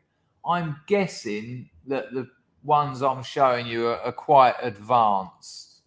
I don't mean only in time, but these are the work of people who are absolutely on it.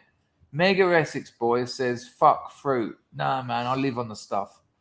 My mates in England used to call me a fruitarian. I would I eat fruit all day long. I had papaya for breakfast. I'll have a few jackfruit later. I'll have an orange later, a couple of bananas as well. No, man, I eat about 10 bits of fruit a day. Hello, European housewife. How are you, my love? Vartenton. Hello, Rollo. How are you, mate? Drop and blossom works every time. Cheers, Rollo. Marciano Caprascia Tutu. Moody Edge says them ones are worth big money. Right, so thank you, Rollo. Nice to see you as well, mate. Drop and blossom. I'll try that. Moody Edge said them ones are worth big money. Can you give us an idea, Moody Edge? Can you give us an idea, Moody Edge, on how much this one's worth and how long that would take to grow? Moody Edge, he didn't. This is before he answered my question, heard my question. He said you can get Japanese maples, etc., that are like 5, 6, 7, 8,000 plus. So how much would you pay for something like this one on the screen, Moody Edge, and how long would it take to grow? I mean, I'm not looking at it as an investment. I just thought I'd ask. Oh, fuck me. I've got so many work messages come through. Let me just have a look at those. That's not good news. Hang on a minute, people. Why isn't that opening? Sorry about this, people, but if I can check those messages,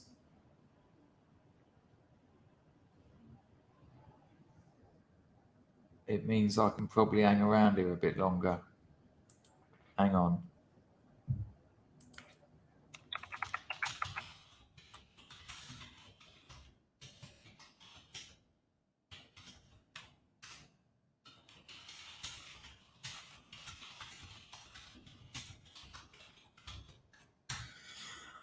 Okay, yep, you got me for a bit longer, you lovely bastards.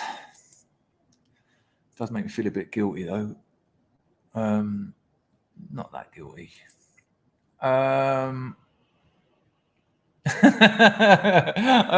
I wasn't. Dislike button. Danger weighing up cultivation versus index funds. I am indexes and ETFs all the way. It used to be indexes only, but now I've realized you can get on FREETRADE Plus for 1 month and then go back to FREETRADE Basic. ETFs, the world of ETFs has opened up as well. But if anyone who is on FREETRADE wants to know about that, just email me and I'll fill you in. Right, where's Moody Edge? I want to know. Right, here we go. All right, let's get it back on the screen for context.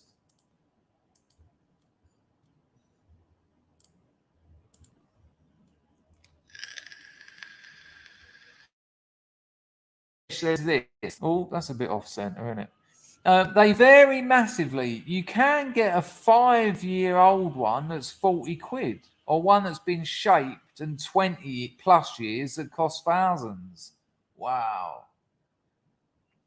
What an interesting hobby. I remember there was a phase when like pound shops were selling them and like Robinson's supermarket was selling them, but they looked like they'd been knocked up in warehouses and they were going to, they died. No one kept one of those 5 quid bonsai mass production ones alive for more than like a couple of weeks. Mr. Natral says, I was shit at climbing trees as a band, but I could manage that. Just stamping on it, you horrible bastard. Not NFTs, Tristan, no. ETFs, yes. Yeah, one more. I saved the nice one until last. Look at this lovely orange tree. Look at that. What a beautiful plant. Gorgeous.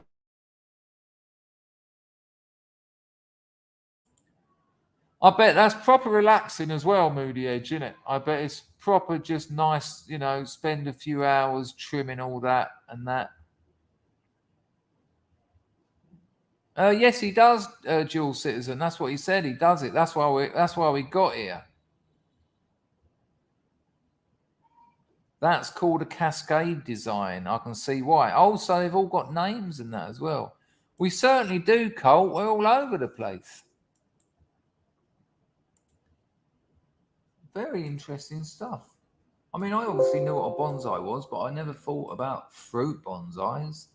Now, I think I've got something else I wanted to show you, but maybe I'm just dreaming again.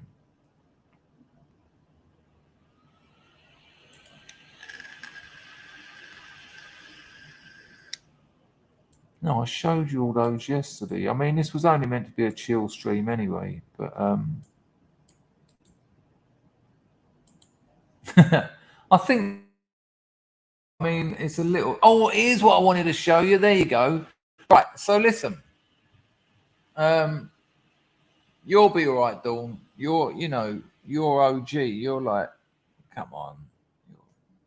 You're like a goddess in these parts. You can do whatever you want. Have a look at this, right? I just want to show you something that it's kind of mind blowing. This is from Spencer Cornelia. He's nowadays he rips on the older influencer gurus. I mentioned them the other day. You know, people who've got a lot of followers on Instagram. Oh, get rich quick. You know, give me $5,000, I'll show you my course. He makes a couple of mil, and the course is crap. That's how he gets rich, by pretending to let you get rich. And there's thousands of these going on now. Oh my God, European Housewife's mum had an orange bonsai. Incredible. But you were young, you were little though, so it probably just looked like a normal tree. Sorry, that made me laugh. I'm going to show you a little bit about Jose Canseco. The Americans might know the fella. It's just kind of mind blowing what can happen if you don't know how to manage money. Now listen to this. Years ago, when my business was in its infancy, it was very different commercial context. And there were days when we were doing $5,000 and no overheads. Me and a mate done everything. I done about 80%. He done about 20%. A lot of that was smoking weed with me and helping me operate a computer. But no staff, nothing. No accountants, nothing. And when you do $5,000 a day in that situation, I came out of rehab with nearly $250,000 in the bank. Now, my current business partner, he was turning over about $30,000 a day, right? But back then, neither of us knew anything about investing. If I'd have invested then, earning that sort of money, as opposed to spending £4,000 on a suit, as opposed to going to Thailand, relapsing and spending 50,000 English pounds on methamphetamine and prostitutes, I would have, if I had put that money into stocks then, indexes, ETFs, I would have literally had millions now. But you're young and you don't know. But here's something that will blow your mind. Loads of professional athletes go broke because they don't understand money. Now, this is a little story that will blow your mind. Let me know you've got audio. I'll have to mute myself, but I just want you to watch this. And this isn't an anomaly. This happens a lot. So let me know you've got audio. Hang on, sorry. This is worth watching. I'll only show you the first 2 or 3 minutes, but let me know you've got audio. Jose Canseco, one half of the... There you go. Did you hear him? He said, Jose Canseco.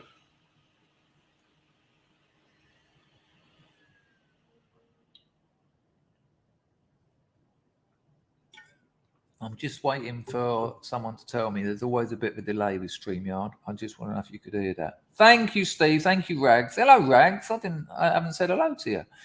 Right, so watch a little bit of this. And like I say, because I know this bloke's channel and I've looked at a lot of other stuff, this isn't a weird... What am I trying to say? This isn't out of the blue. This isn't a one-off. This has happened countless times. Check it out. Jose Canseco, one half of the infamous Bash Brothers with Mark McGwire. Jose was known for his moonshot home runs and exposing the MLB for its rampant steroid use in his book Juiced. I recently saw that Jose fought Billy Football in Rough and Rowdy and wondered why in the world is he in these amateur boxing matches? And then DJ Vlad released an interview with Jose where Jose said this. Yeah, I went through some really hard times. When I wrote the book Juiced, I made millions, invested that money in a property and lost that. But after that, there was a period of time where no one would talk to me at all. No one would deal with me. No one would hire me. And financially, I was strapped. So I ended up living for about 6 months in a garage. And I immediately knew what my next video would be on. In the videos where I react to GQ Sports, how I spent my first $1 million, I get a lot of comments about the young athlete is about to get paid and that he doesn't have to worry about money because he's about to make $50 million. Up to that point, how much money had you made in baseball? I think the amount we come up with was about 55 million. Right. So you heard that, right? In baseball, he'd made $55 million. And that's going back in time. That was when he was, that money these days. Well, I think our man here is about to tell you 55 million. You've only got to invest 2 million of that into index funds. You're set for life. The geezer's skint. And like I say, I know this geezer's channel here. This isn't a peculiar story. It happens all the time. It still happens today. I'll show you some more. Jose Canseco made an estimated $55 million from baseball. Do you know how much money this is? In 1990, he signed a record contract for $23.5 million. In today's dollars, that's $47.6 million. Think of how much money that is. And this dude was living in a garage after his playing days with $20 to his name. And just a few years later, he's fighting a Barstool Sports employee in an amateur boxing match to make some money. I can tell by the comments in my other videos that fans just don't understand how easy it is for athletes to spend money you wouldn't believe. These guys go broke, man. $55 million, and he hasn't played in 20 years. If he just put his money in the stock market and didn't touch it, he'd be worth well over $100 million by now. How did we get here? What about Dogecoin? Are you in on it? No. Why? Because I don't like any type of investments. I don't like Yeah, the stock that's market. true. Yep. I don't like anything like that. No. Okay. I wonder how we got here. Don't you think maybe life would be a little better if you had invested your money and didn't have to worry about making any money after you earned $55 million from your playing days? The goal of earning money in excess of what you need is to invest all of it so that you will live a comfortable life. Now, he's not talking about trading. He's not saying the bloke had to become a trader. We're not traders. I'm not a trader. Everyone on FREETRADE, I've been through this enough times. We're not traders. We don't buy stock and then sell it next week. Buy, sell. That's trading. No, we're investors, long-term investors. Pop a few quid in here, pop a few quid in here, pop a few quid in here. Just keep doing that. 10, 15 years, you cash out with 2-3 million. Tax-free if you're in the UK. Not trading, investing. This geezer had 55 mil, 100 mil it was worth. If you look at the difference in the value of the currency between then and now. We'll watch a bit more. When you're able to hit the lottery and earn money orders of magnitude more than what you need, the point is to invest it first so that you can live off your returns. When you make $55 million, you can still live a lavish lifestyle just off the returns. It's kind of like feast or famine. So the minor leagues, That was an important point. You invest that money, you live off the returns. You don't actually touch that money. That 55 mil still stays there. You don't touch that. You live off the returns. Snoopy and Ian both said important things. Snoopy said it's hard to break that mentality. Mate, I've had it here. I've had people talking about gold. Buy gold, buy silver. It's a terrible investment. British people have got it sweet. We've got an ISA, 20 grand a year you can put into it. Anything you make off it, you don't pay tax. No income tax, no capital gains, no corporation tax, nothing. And then Ian said this: the problem is they have to show their wealth in toys. Yeah, and this is the mistake this geezer done. He bought his mother a house, nice big mansion, bought his cousins houses, bought his cousins cars, which you do. You come from a poor background, you come into 55 mil, you sort everyone out. But if you buy a mansion, you've then got to insure that. How much is that insurance? Oh, it's all right. It's only $4,000 a month. What? How much is it to maintain it? You know, a lot of rich English people with their old big manor houses, and they do things where people can visit them, but they still live there. But they have like days when people can come and walk around their old manor house, and you're like, fuck me, why is someone who lives in a place like this, you know, let people walk around their house 4 days out of 7? Because they can't pay the heating bills. You try and keep one of those big old manor houses warm. The heating bills are ridiculous. And so this bloke's buying all these people these houses and these cars. Well, then the next week they ring him up and go, you know that Ferrari you bought me? And he's like, yeah, do you like it? He's like, well, I love it, but I've got to get insured and I ain't got anywhere near that money. So now he's got to pay insurance for all those cars. He's got to pay insurance for all those houses. He's got to pay to maintain all those houses. He's got to pay to repair those cars. You can't drive a Ferrari into your local garage and say, I think my fucking... you have to have a look at some of my valves. No, you need to go to a specialist. That's going to cost you $20,000. And so it's just terrible money management, and it happens all the time. And as they'll go on to say, I've seen you get it with people who win the lottery, and the other thing with people who win the lottery. Well, I'm kind of about to tell you what he said, but in those days when my business was making that money, you wouldn't believe how many people asked me for money. And most of my friends were drug users. You can't lend us a couple of grand, can you? And you'll be like, well, I sort of need it because I'm trying to grow the company. You can't. What? Well, you're a cunt, then. I lent you £10 the other week when you were sick. Yeah, but that's a tenner.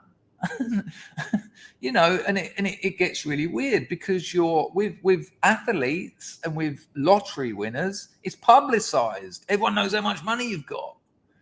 You know, and again, it's so simple. You're not trading. Chuck it in indexes. Forget about it. You're gonna be all right for money. But watch a little bit more. Famine, major leagues, you feast. There's no in between. It's the funniest thing I've ever seen. It seems that fewer professional baseball players have financial troubles after retirement than other sports, and I think the reason is because they have to spend years. Tristan, email me, chris@chrisdangerfield.com. In the minors earning nothing before making it big. And then I was drafted to the minor leagues, and as a young kid, I think I was still 17, I decided to try out the minor leagues. I got a $10,000. That was amazing. I bought my first car with it. A $10,000 signing bonus is nothing, and it was already gone by the time it hit.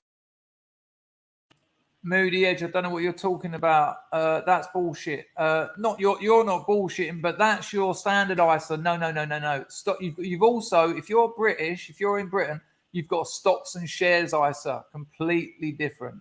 Completely different. A completely different thing. Hit his bank account. I interned for the Birmingham Barons in 2013 and spent time around the players. All the guys who didn't have a big draft signing bonus had jobs in the offseason to get by. At that point, you sign a new deal, and you got a 5-year, $23.5 million contract. Peanuts compared to today, huh? Well, yeah, compared to today, but at the time, it was the highest contract in MLB history. Right. He said peanuts compared to today because the top guys in the MLB are earning $25 million per year. There's 8 current players who signed for more than $300 million. Imagine all the juice Jose could have bought with $300 million. I paid off my father's house. I bought some family members' houses and cars. I took care of them. What did I buy? I bought a house. I think I bought a car, a couple cars. Although Jose played in Texas for a couple years, he predominantly played in expensive markets. Oakland, New York, Boston, and Toronto. Not only do athletes pay roughly 37% in federal income taxes, they get taxed at the highest state income level, but they also have a few additional taxes that they have to pay out. On top of paying roughly 50% for taxes, agent, rubbers, and gift baskets for your one-night stands, these guys are also paying high property taxes on their mansions and high sales taxes on all of their consumption. Right. And, you know, when all of a sudden you've got more friends and family that you know. This is one of the problems lottery winners face. I group athletes in that same category. Their salary is public info, so everyone knows Jose signed for $23.5 million. I think a lot of people look at athletes and think they no longer have any problems because they have all the money in the world, but they face some new problems that we aren't really equipped to handle. Imagine living a life where every new person you meet, you have to question if they want to be with you because of your money or because they're a genuine friend. Every girl you go on a date with, every cousin, every family reunion, every time your uncle pulls you aside to talk to you, every time you're at a party and get introduced to someone. And they'll trash you behind your back if you don't give them money. Money changes interpersonal dynamics more than an Instagram influencer visiting the plastic surgeon. So you're helping out friends and family and cousins. And so You get the idea. It's a cracking channel. I'll send you the link to that video. Moody Edge, email me. I'll explain it to you. I've got an email ready because I've explained it so many times. I just wrote a canned response. Excuse me. I'll put the link to that. The channel's brilliant. He's all over internet scams, influencer scams. CoffeeZilla is also. But really, if you can get even 300 quid a month, and you can by being frugal, don't get that takeaway. Cook food at home. Don't waste money on that. Don't waste money on that. If you can put £300 a month into your stocks ISA, it's not rocket science. There's just standard S&P 500, Spider, easy, obvious. Now is a fucking great time to invest. Check my Telegram. Last video I put on there about investing, because the stock market's down. That's when you buy. And leave it there for 10, 15 years, you'll have about 2.5, 3 million. You'll need to put about 500 in to get that sort of money. But 300, you're still looking at 1.5 mil in 15 years. You can take any 15-year period from the last 80 years, just any 15-year period, and that's the kind of return you'll get. That includes stock market crashes. That includes .com crashes. That includes them, because the markets recover. And here's the beauty. If the markets don't recover, civilization's over anyway. So having that money sitting in the bank, losing money, doesn't matter anyway. Doesn't matter. If you've got 10K sitting doing nothing, it's not doing nothing. It's depreciating. It's becoming worth less. It's losing its spending power. You need to invest that rapido, and now is a good time. Email me. Now, I'm not a professional. This is for entertainment purposes only. I have to say that. And your investments can go down as well as up. Chris at Chris Dangerfield, Moody Edge. You don't want that. It's not doing nothing. It's losing value. It's losing value. That 10K in 5 years will probably be worth about 8,000. You're going to lose $2,000 in 5 years. I mean, great. Yeah, email me. RMF says to buy a bonsai. You know. Exactly, Snoopy. I think we talked about this the other day. It's a peculiar thing. Right, I think I had one more little thing I wanted to show you, but I might be wrong.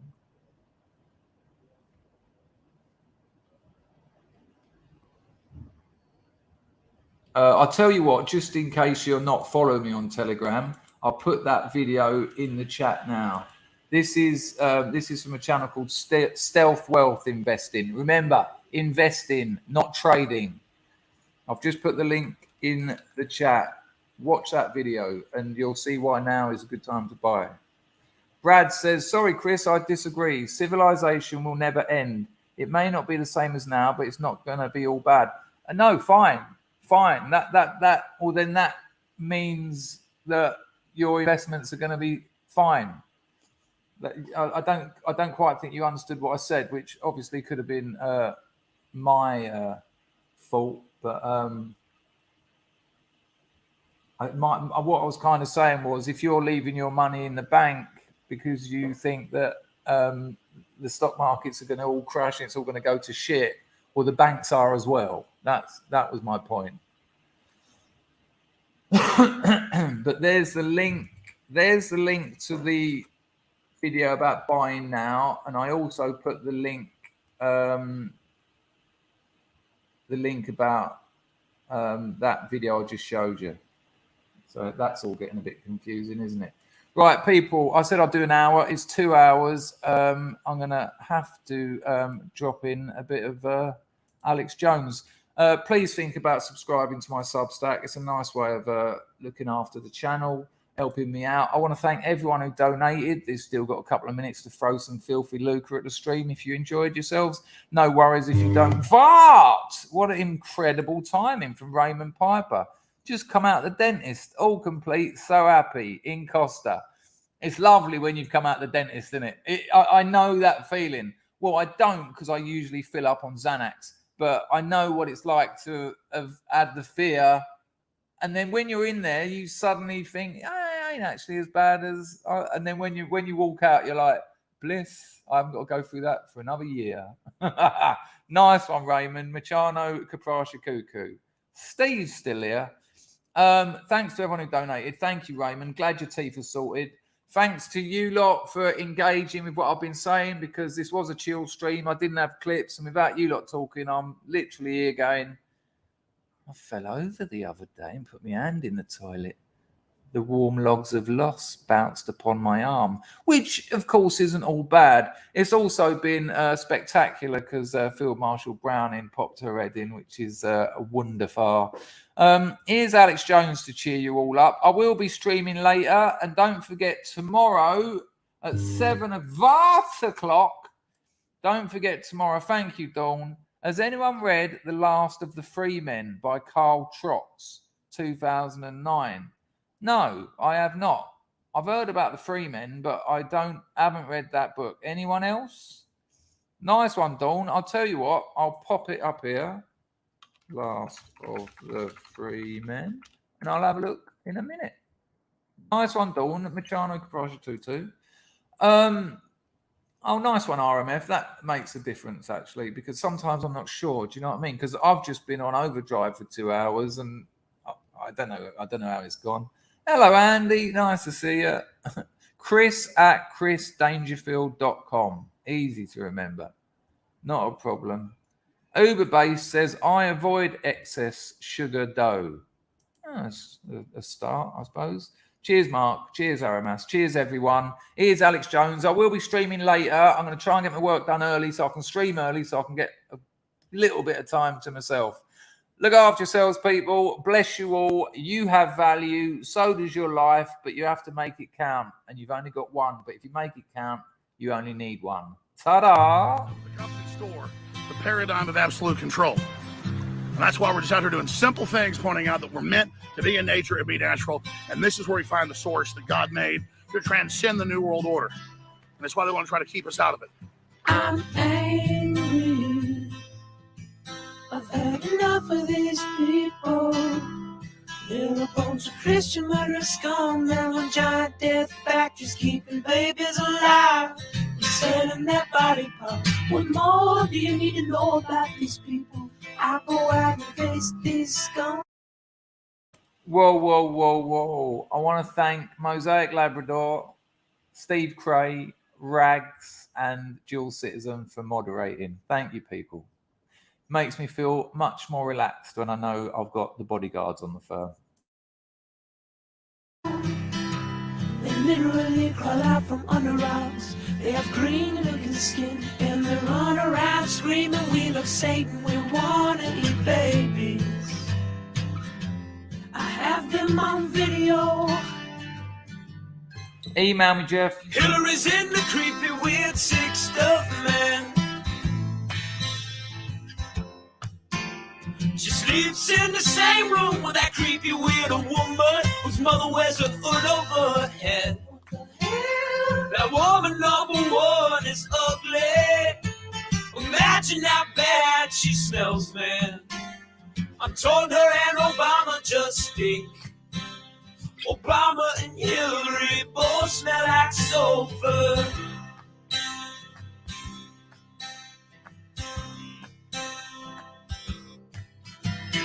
Hit a roof, vampire pot, and the goblins are hobbling round, coming after us.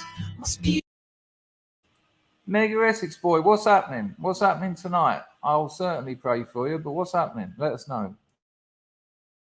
It gets close to that evil and I feel it go.